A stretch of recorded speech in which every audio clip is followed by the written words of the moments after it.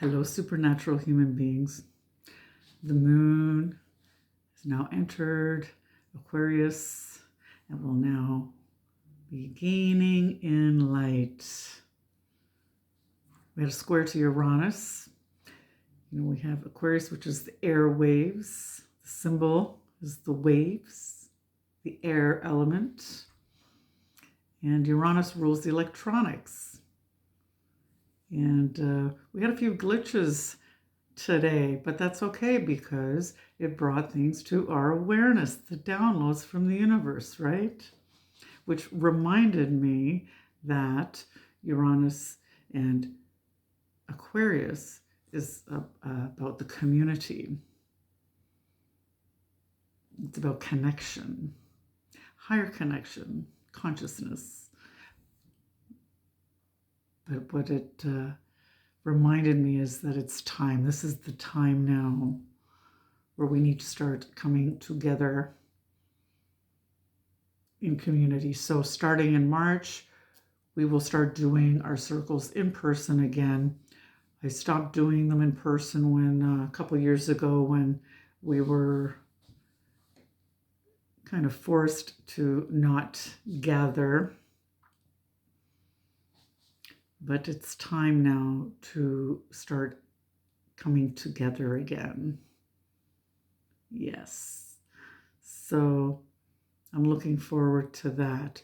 I also want to remind you, if you are joining one of our circles, whether virtual, online, or in person, please sign up 24 hours prior to the actual ceremony, because having people signing up at the last minute and asking me questions and all that 24 hours prior doesn't work for me. So please, if you wish to join any of our moon circles, sign up in advance, and the cutoff time is 24 hours prior. So just as a reminder, friendly reminder, please, it just makes things better for everybody that way.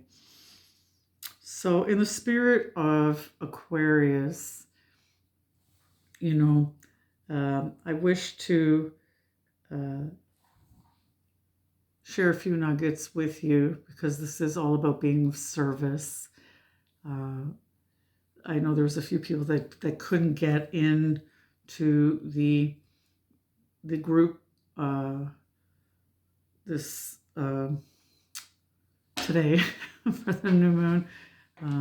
So I'm gonna leave you with a few nuggets that I shared. So we talked about the element, of course, which is air. It's an air element, and how to use the air element for cleansing, purifying. And it was interesting because it was a very windy day here in Niagara Falls. And that's another interesting thing. When you look at the Niagara Falls, I was driving by there today as well, and looking at the falls and its movement, and then the statue of Tesla, very Aquarian as well, because didn't he tap into the ethers and try and free humanity as well, and using the water for hydro and electricity? Very Aquarian. You just, the symbolism, it's all there in front of you. The universe is always speaking, and tapping into the ethers and these invisible fields is very, very Aquarian. So using the air element. So we spoke about that. So I also use, when it's a windy day like it was today, it's a great time to stand, literally stand, like, in the wind, and allow the wind to cleanse your aura and your mind and all that, by setting that intention of using that element, utilizing it, for your cleansing.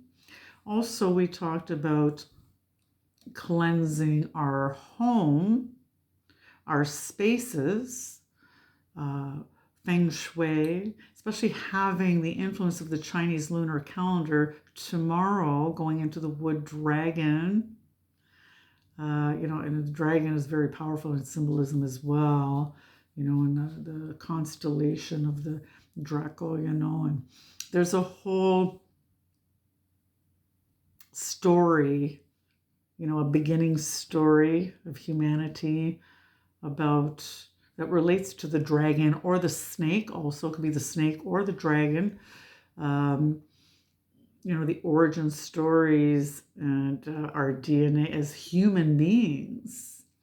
And it's interesting because in the tarot, we also spoke about how it's the star card, and which reminded me about Da Vinci's canon, the man, I have that actually in my office. I always have Da Vinci's canon, the star, the circle and the square, pi, and all that. The human being, the magical human being. This Aquarian energy is all about tapping into that, all that as well. And we talked about that in depth. So there's a lot of things that, each new moon, each full moon, different things come up. Whatever needs to come up comes up. And in this particular time, I found it interesting how the whole genetics topic theme came up, because we are in a time right now where science, Uranus and Aquarius about the future is also very scientific. It's about science, modern technology, and talking about I said gene Isis, which is Genesis, gene Isis. That's what was coming to me. And it also, what came to me is the connection with Aquarius and Uranus, the higher mind, which is the third eye, the pineal gland, our connection as above, so below. And Aquarius energy absolutely embraces that, as above, so below. Just like it's symbology in the tarot, the star card, and then how our body is the man, the star, like Da Vinci's canon. See what I'm saying? See where I'm going? So we talked in depth about that. Speaking of pineal gland too, we talked about the correspondences with Aquarius that we can use as our tools as well. And one of the things that came up was pine.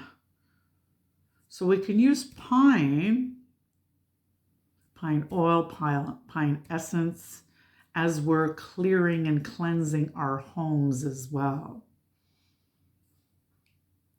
And pine also has a quality about really cleansing our deep things that we hold on to where we're stuck. For instance, when you're grieving or you're pining. And Aquarian energy is all about getting unstuck. So this is going to be part of what we're going to be journaling about this month, is where we are stuck. We're going to be what I did also today was we always do some kind of meditation and affirmations and journal prompts as well. So part of the meditation was scanning our body. Just like that Da Vinci's man canon, the star, scanning through our body, going through our body. So you can do it any time this month, really, but this is what came up for me today. So scan through your body. Where do you feel stuck? And also, because Uranus rules the higher mind, and Mercury, the mind itself, is in Aquarius as well, we also want to look at where we're stuck in our thoughts, in our thought processes, in our mind, how our mind is blocking us. So doing both, that's why it's good to journal, right? So find some time, set the intention to get unstuck. So you can start moving forward like the future and get in the flow, like the flow of the water of the Aquarius, right?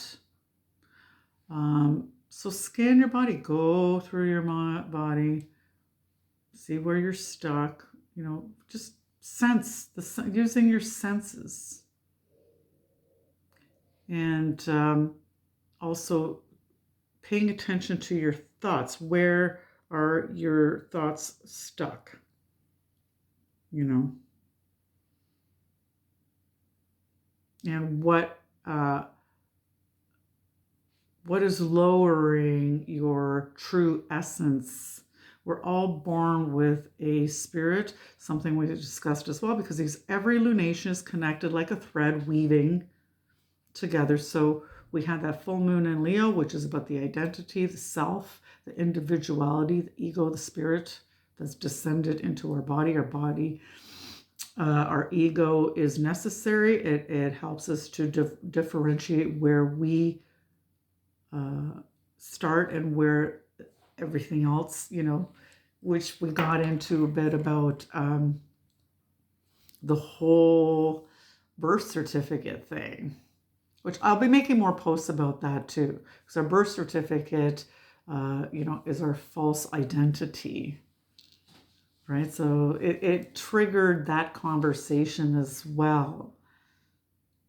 So we went from the full moon in Leo, releasing that which we no longer identify with and getting back to our true essence. And so here we are in Aquarius in our uniqueness and our true state.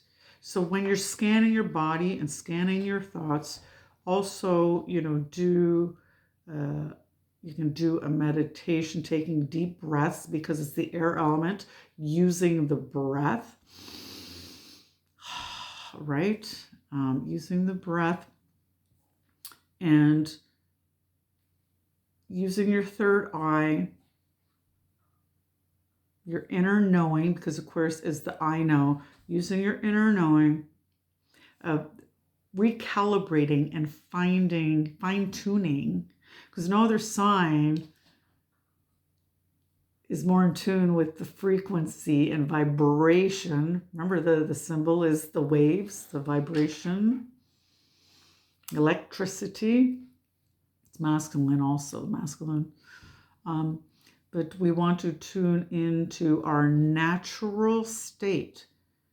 And I'm telling you, if you do this, we all know what our natural state is and what our natural flow is. And it's interesting too, because that Leo full moon, Leo is about the inner child. It's very it rules the fifth house of children and creativity and our inner child.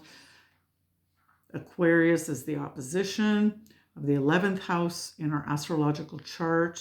We all have those 12 energies somewhere in our own personal chart, but in the collective, it's the 5th and 11th house. So, each month we are trying to recalibrate. New moon, full moon, new moon. The oppositions, finding that middle ground. That's the magic.